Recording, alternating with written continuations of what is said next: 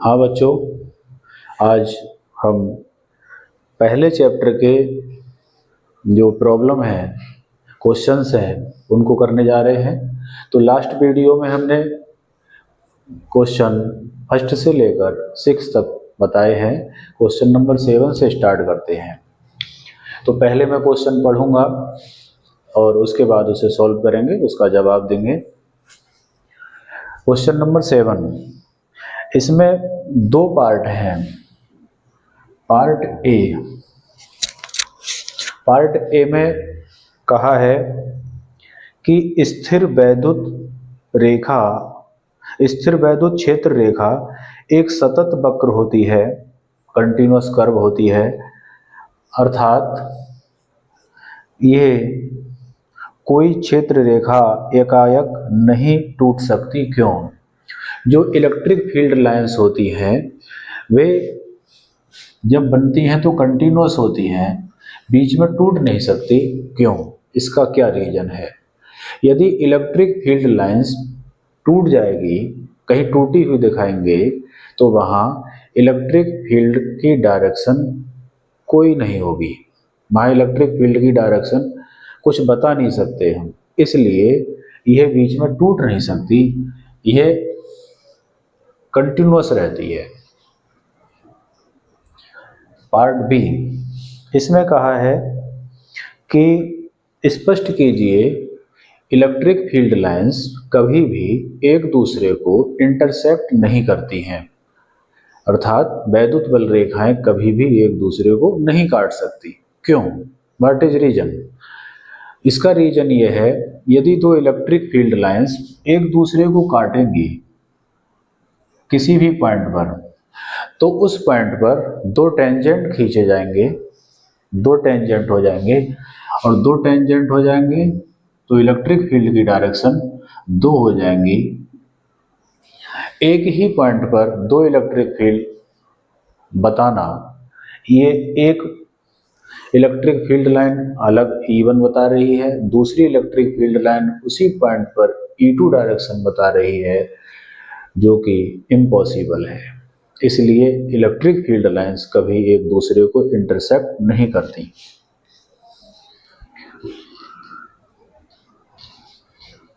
Question number 8,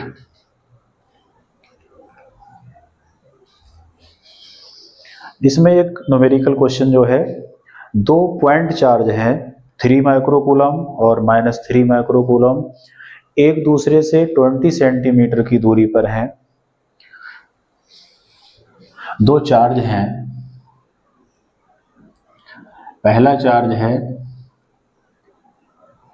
3 microcoulomb और दूसरा charge है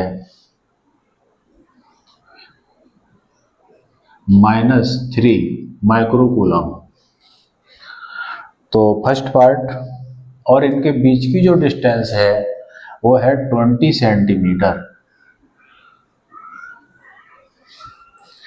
तो पूछा है कि इन दोनों के बीच में मिड पॉइंट पर कितना इलेक्ट्रिक फील्ड होगा। तो दोनों लाइन का मिड पॉइंट ये हो गया, हमने मान लिया इसको कैपिटल M, मिड पॉइंट को। पूरी डिस्टेंस है 20 सेंटीमीटर, तो मिड पॉइंट आधी हो जाएगी 10 सेंटीमीटर। तो यहाँ R की वैल्यू होगी 10 सेंटीमीटर। इसे मीटर में कन्वर्ट करेंगे तो हो जाएगी 0.1 मीटर। और चूंकि ये पॉइंट इधर उधर 2 चार्ज से घिरा हुआ है, तो दोनों चार्जेस के इस पॉइंट पर इलेक्ट्रिक फील्ड दिखाएंगे। ये पॉजिटिव चार्ज है, इसका इलेक्ट्रिक फील्ड इधर को रहेगा। ये नेगेटिव चार्ज है, इसका भी इलेक्ट्रिक फील्ड इधर को ही रहेगा। वैसे भी इलेक्ट्रिक फील्ड की डायरेक्शन प्लस से माइनस की ओर होती है। और दूसरे शब्दों में अगर हम अलग तरह से देखें तो पॉजिटिव चार्ज का जो इलेक्ट्रिक फील्ड होता है वो आउटवर्ड की डायरेक्शन में दिखाते हैं, बाहर की तरफ, इधर यहाँ, इधर ऐसे, इधर ऐसे। नेगेटिव चार्ज का जो इलेक्ट्रिक फील्ड होता है वो इनवर्ड डायरेक्शन में दिखाते हैं, अंदर की ओर दिखाते हैं, तो इसका इलेक्ट्रिक फील्ड अंदर को आएगा ऐसे, तो इसका इलेक्ट्रिक फील्ड अंदर एंट्री कर रहा है। एज ए रिजल्ट जिसके परिणाम स्वरूप दोनों की डायरेक्शन इलेक्ट्रिक फील्ड एक ही सेम डायरेक्शन में होंगे और हम दोनों को जोड़ देंगे, E1 प्लस E2। हम जानते हैं E का फॉर्मूला होता है K Q upon R square, तो यहाँ आएगा K Q upon R square plus K Q upon R square. दोनों के चार्ज इक्वल हैं, केवल साइन अपोजिट है, तो यहाँ इलेक्ट्रिक फील्ड वेक्टर क्वांटिटी है। ये नेगेटिव साइन ने इलेक्ट्रिक फील्ड की डायरेक्शन को बता दिया, इसलिए फॉर्मूले में चार्ज का साइन नेगेटिव नहीं लगेगा। दोनों चार्ज इक्वल हैं, क्यू क्यू रहेगा, मिड पॉइंट है तो ये डिस्टेंस और ये डिस्टेंस भी इक्वल होंगी, तो ये दोनों टर्म सेम हो गए, तो हम लिख सकते हैं 2k Q upon R square. इनमें वैल्यू लगा देंगे, 2 इंटू k की value 9 into 10 to the power 9 Q 3 coulomb, 3 into 10 to the power -6 upon R की वैल्यू 0.1 इसका स्क्वायर।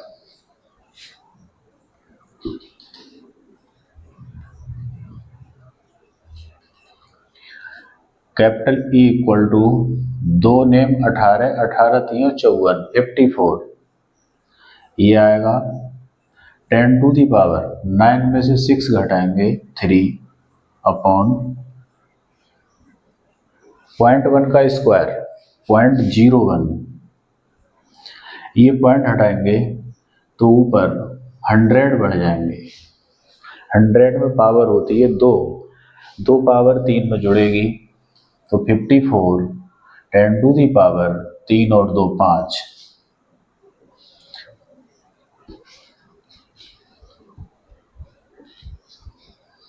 इसका यूनिट होगा न्यूटन पर कूलम। यही इसका आंसर हो जाएगा।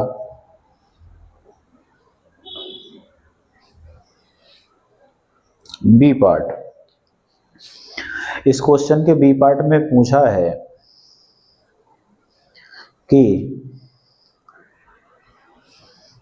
यदि 1.5 into 10 to the power -9 coulomb का कोई नेगेटिव चार्ज इस मिड पॉइंट पर रख दिया जाए तो उस पर कितना फोर्स कार्य करेगा। चार्ज की वैल्यू है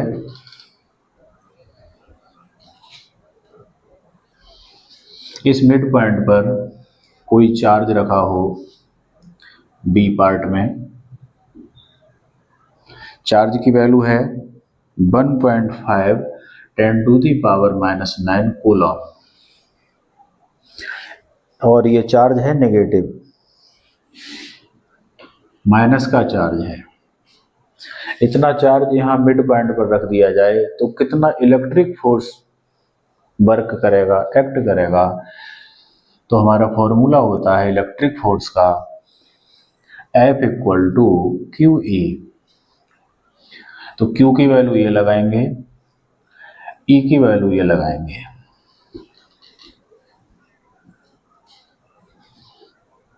Q की वैल्यू हो जाएगी 1.5 10 टू दी पावर -9 और 54 10 टू दी पावर 5।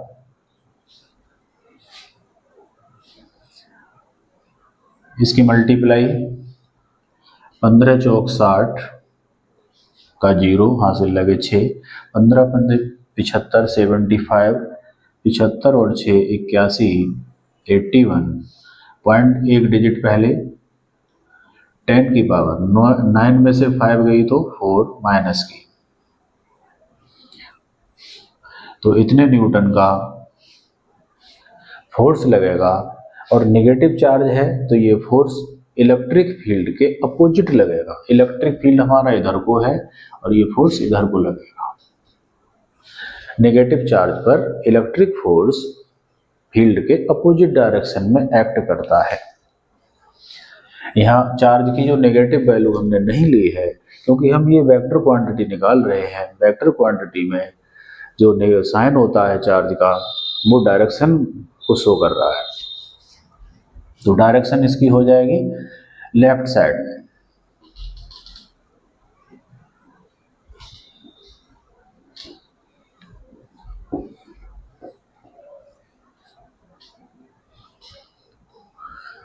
इसके बाद क्वेश्चन नंबर 9।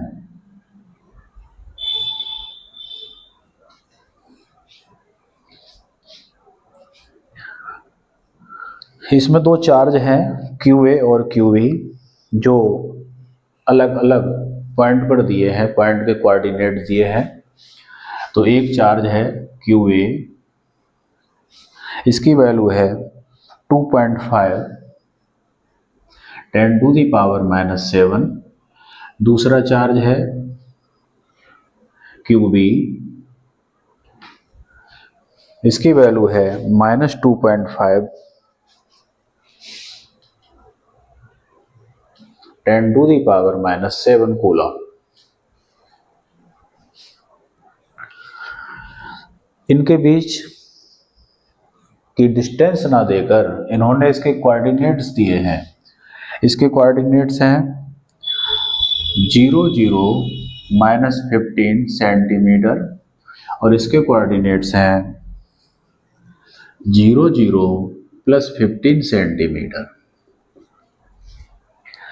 इस क्वेश्चन में दो क्वांटिटीज पूछी है। पार्ट ए में पूछा है इस सिस्टम का, इस निकाय का कुल आवेश, टोटल चार्ज। तो कुल आवेश हो जाएगा, दोनों चार्ज को जोड़ लेंगे। तो पहला चार्ज है हमारा 2.5 10⁻⁻⁷, दूसरा है माइनस का 2.5 10⁻⁻⁷। ये कट जाएंगे।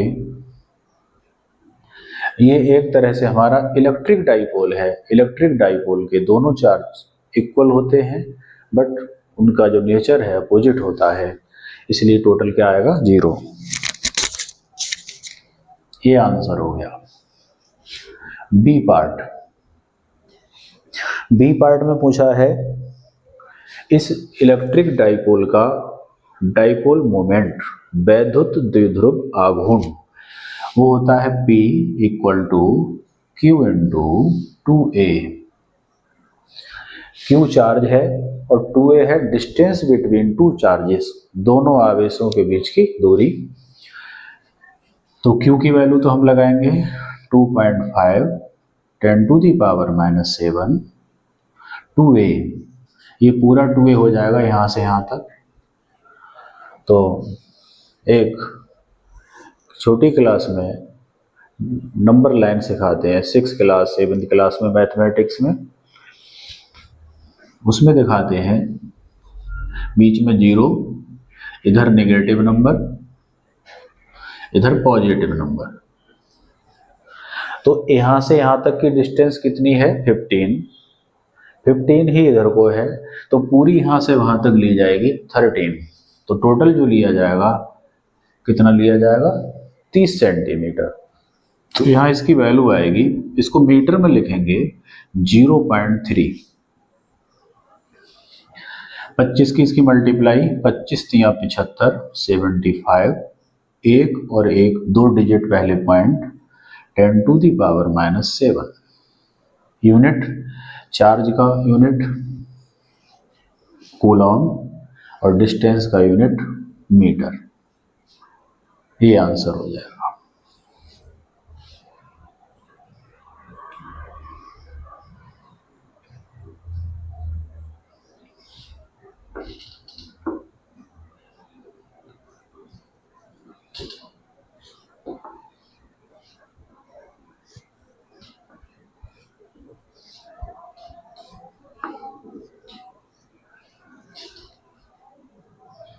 क्वेश्चन नंबर 10,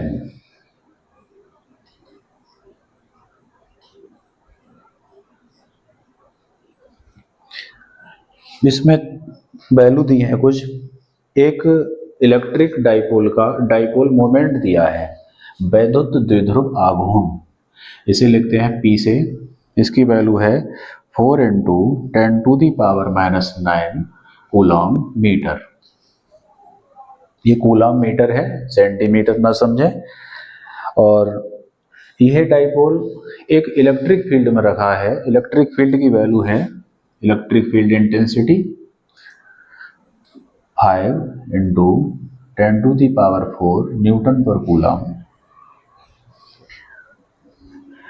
इलेक्ट्रिक फील्ड की डायरेक्शन से 30 डिग्री पर है, एंगल है 30 डिग्री। तो इस इलेक्ट्रिक डाइपोल पर लगने वाला टॉर्क बताना है। इस तरीके से है, यह एंगल थीटा है। तो डाइपोल पर लगने वाला टॉर्क, बल आघूर्ण निकालना है। हम जानते हैं इसका रिलेशन है τ = PE sin theta. P 4 × 10⁻⁹ capital E 5 × 10⁴ sin theta की वैल्यू 30। P की वैल्यू लगाएंगे, मल्टीप्लाई E की वैल्यू लगाएंगे, मल्टीप्लाई sin 30 लिखेंगे। 4 × 5 = 20, 4 × 5 = 20, 10⁻⁹ में से 4 गई तो कितनी बची? 5। ये ज़्यादा है माइनस की, ये माइनस की बचेगी। sin 30 की वैल्यू 1/2, 2 × 1 = 2, 2 × 10 = 20, तो 10 × 10⁻⁵। टॉर्क का यूनिट होता है न्यूटन × मीटर। ये आंसर हो जाएगा।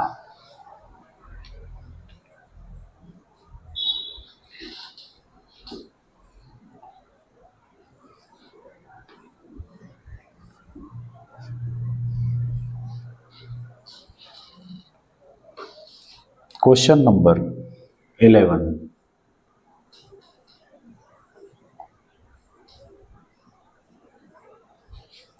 इसके दो पार्ट हैं। पहले क्वेश्चन की लैंग्वेज, ऊन से रगड़े जाने पर कोई पॉलीथीन का टुकड़ा, पॉलीथीन पन्नी होती है, उसको ऊन से रगड़ा गया तो पॉलीथीन के टुकड़े पर नेगेटिव आवेश आ गया।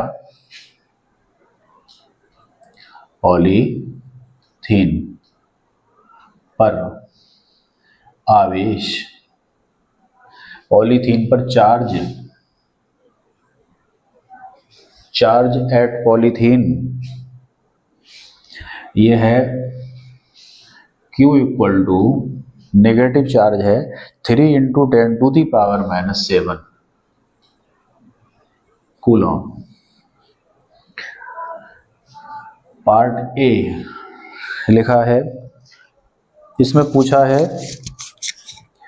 स्थानांतरित इलेक्ट्रॉनों की संख्या बताओ। जब दो मटेरियल्स को, वस्तुओं को आपस में रब करते हैं, रगड़ते हैं, तो एक ऑब्जेक्ट से इलेक्ट्रॉन निकलकर दूसरी ऑब्जेक्ट पर चले जाते हैं। जैसे चौक से हम बोर्ड पर लिखते हैं तो चौक के पार्टिकल्स बोर्ड पर चले जाते हैं। तो ट्रांसफर्ड इलेक्ट्रॉन्स का नंबर निकालना है। इसके लिए रिलेशन लगाएंगे हम Q = NE, और नंबर निकालते समय कोई नेगेटिव साइन का यूज नहीं किया जाता, नंबर हमेशा पॉजिटिव में आता है। N = लिखेंगे तो हो जाएगा Q/E, ये E अपॉन में चला जाएगा Q के, तो ये आ गया। Q की वैल्यू केवल न्यूमेरिकल वैल्यू, Q की वैल्यू आएगी 3 × 10⁻⁷। E की वैल्यू, इलेक्ट्रॉन का चार्ज 1.6 × 10⁻⁹ कूलॉम। ये पॉइंट में अगर हटाऊं तो यहाँ 0 बढ़ जाएगा, 10 की पावर देखिए -7 और 19 ऊपर गई प्लस की हो गई। 16 से 30 को भाग करेंगे, 16 एकम 16 बटे 14 बचे 0.0, 16 अट्ठे 128, तो यहाँ आएगा 1.8 10 टू दी पावर 19 में से 7 घटेंगे तो कितने बचेंगे 12, और ये ज़्यादा है पॉजिटिव का नंबर, इसके बचेंगे।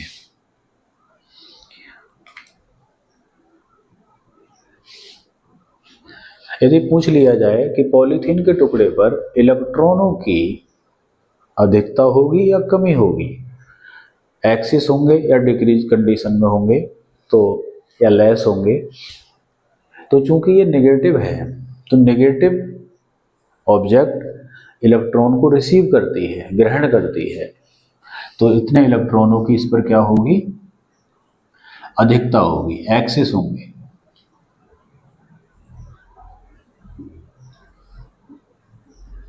इसकी न्यूट्रल पावर से इतने इलेक्ट्रॉन फालतू होंगे।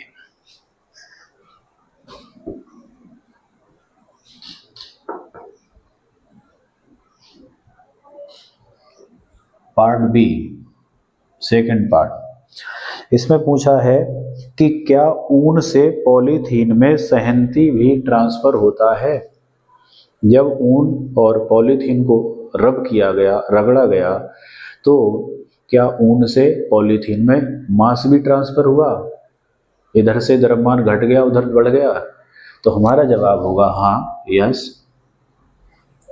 उसका रीजन रहेगा क्यों, क्योंकि जब उनको रगड़ा गया तो इलेक्ट्रॉन ऊन से पॉलीथीन पर चले गए, तो ऊन का, चूंकि इलेक्ट्रॉन एक मटेरियल पार्टिकल है, उसमें मास होता है, तो ऊन का मास घट जाएगा और पॉलीथीन का मास बढ़ जाएगा, तो इसमें मास का ट्रांसफर होता है। हमारा जवाब यस में होगा।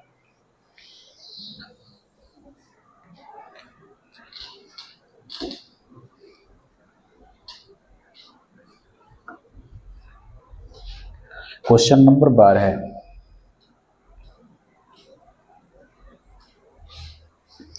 दो विद्युत रोधी, विद्युत रोधी का मतलब इंसुलेटेड, जैसे पेचकस होता है, प्लास होता है, उसके जो पकड़ते हैं जिधर से हम, प्लास्टिक चढ़ी होती है, तो प्लास्टिक क्या है, विद्युत रोधी, इंग्लिश में कहते हैं इंसुलेटेड। तो दो विद्युत रोधी आवेशित तांबे के गोले ए और बी हैं, उनके सेंटर्स के बीच की दूरी 50 सेंटीमीटर है। तांबे के स्फीयर हैं दो, और इनके बीच की जो डिस्टेंस है वो है 50 सेंटीमीटर, मीटर में हो जाएगी 0.5 मीटर, 100 से डिवाइड करेंगे तो 0.5 आएगा। यदि दोनों गोलों पर अलग अलग चार्ज की जो वैल्यू है 6.5, पहले गोले पर चार्ज हो 6.5 10⁻⁻7 कूलम, और दूसरे वाले पे भी चार्ज हो 6.5 10⁻⁷ कूलम, तो इनके बीच कितना रिपल्सिव, जो रिपल्सन फोर्स होता है वो कितना होगा, क्योंकि सेम चार्ज है तो ये एक दूसरे को रिपल करेंगे, प्रतिकर्षित करेंगे, फोर्स पूछा है। तो दो चार्जेस के बीच, दो आवेशों के बीच फोर्स हम निकालते हैं कूलॉम्स लॉ से। कूलॉम्स लॉ लगाएंगे, F = small k Q1 Q2 upon R square. Small k की वैल्यू कांस्टेंट 9 × 10⁹, Q1 6.5 10⁻⁷, और दूसरा चार्ज भी इतना ही है 6.5 10⁻⁷। इसे इधर लिख लेते हैं, 9 × 10⁹, 6.5 10⁻⁷, फिर दूसरा चार्ज भी यही है 6.5 10⁻⁷, अपॉन आर की वैल्यू 0.5 का स्क्वायर।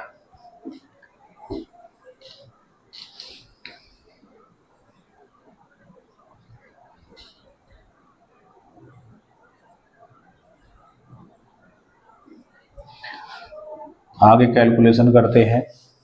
6.5 6.5 9 इंटू 6.5 6.5 को एक साथ लिखा 10 टू दी पावर 7 7 दोनों माइनस की हैं, ये दोनों माइनस की ऐड होकर हो जाएंगी -14। 9 प्लस की है, इसमें डाल देंगे 5 का स्क्वायर 0.5 का स्क्वायर, इसे लिख सकते हैं 0.5 इंटू 0.5। इसका पॉइंट इससे हटेगा, इसका इससे हटेगा।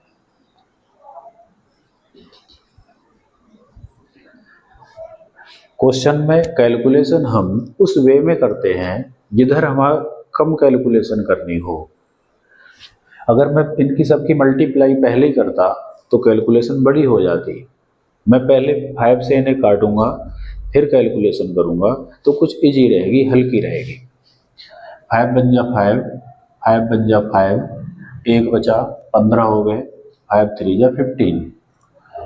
ऐसे ये भी 13 आएगा। 13 की मल्टीप्लाई होती है 169।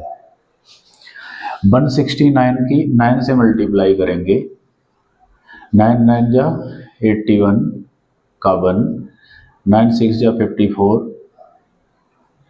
62 हो गए, 9 1 जा 9 और 6, तो ये आएगा 1521 इंटू 10 टू दी पावर 14 में से 9 गई 5, इसकी बचेगी माइनस की, ये ज़्यादा है।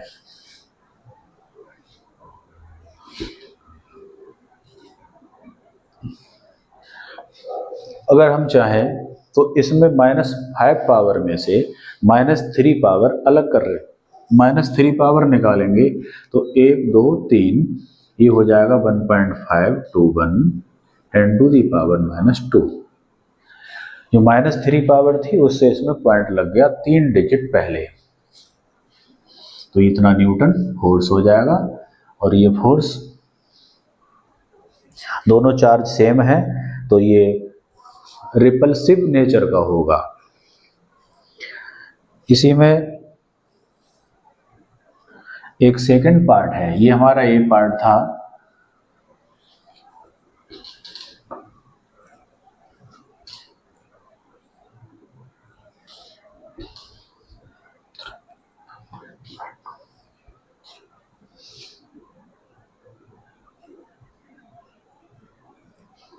सेकंड पार्ट बी पार्ट में देखिए क्या पूछा है।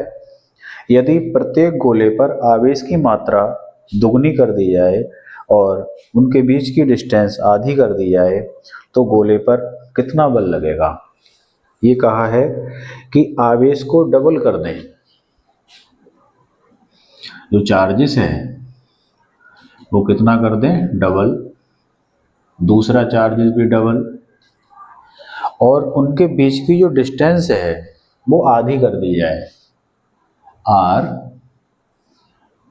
डैश इसकी आधी कर दी जाए, तो कितना, अब फोर्स कितना होगा। तो हम फिर से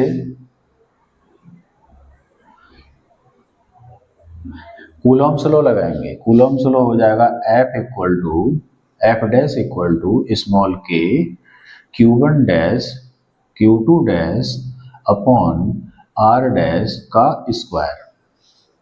सेकंड पार्ट में कहा है कि दोनों चार्ज की वैल्यू डबल कर दें, उनके बीच की डिस्टेंस हाफ कर दें, तो फोर्स भी चेंज होगा। तो फोर्स कितना हो जाएगा, तो हमने फोर्स का फॉर्मूला लिख लिया और जो नए कंडीशन की वैल्यू दी थी वो लिख ली हमने। अब हम क्या करेंगे, के को ऐसे ही लिखेंगे, Q1 डैश की जगह लगाएंगे 2Q1, यहाँ लिखेंगे 2Q2, आर डैश की जगह लिखेंगे R/2 का स्क्वायर। जिस तरह के चेंजेस दिए थे वो हमने इसमें पुट कर दिए। अब देखते हैं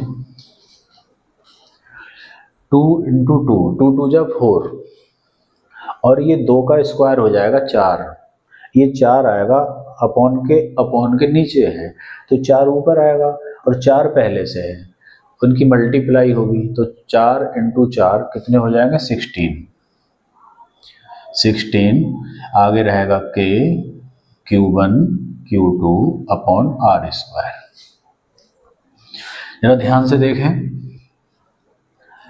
यह इतनी जो वैल्यू है, यह इनिशियल फोर्स, जो शुरू का फोर्स था हमारा, प्रारंभिक फोर्स बल, उसका मान है। तो इसकी जगह क्या लगा देंगे F 16 इंटू, और F की वैल्यू हमारी आई थी फर्स्ट पार्ट में 1.52 10 टू दी पावर -2।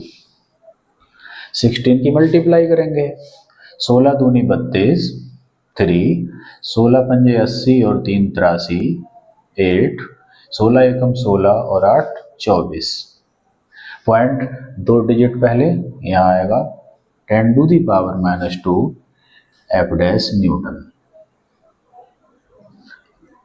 तो ऐसा करने पर फोर्स पहले से बढ़ जाएगा और 24.3 24.3 टू 10 टू दी पावर -2 हो जाएगा, जबकि शुरू में इनिशियल जो फोर्स था वो 1.52 into 10 to the power -2 newton था। आज इतने क्वेश्चन कराते हैं और हम नेक्स्ट वीडियो में इसके आगे के क्वेश्चन कराएंगे। धन्यवाद।